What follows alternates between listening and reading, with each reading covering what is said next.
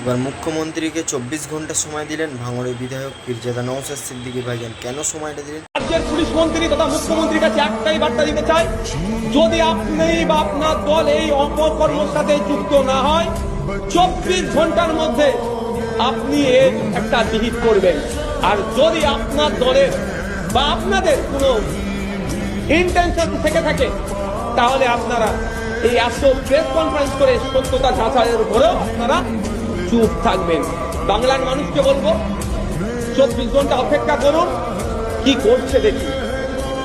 24 ঘন্টা কেটে যাওয়ার পরে যদি দেখি না করে, আমি এই অভিযোগকে নিয়ে তাহলে আমি অবশ্যই আমি পরের স্টেপ আমি আইনের অর্থাৎ দ্বারস্থ হবো, অর্থাৎ কোর্টের দ্বারস্থ হবো।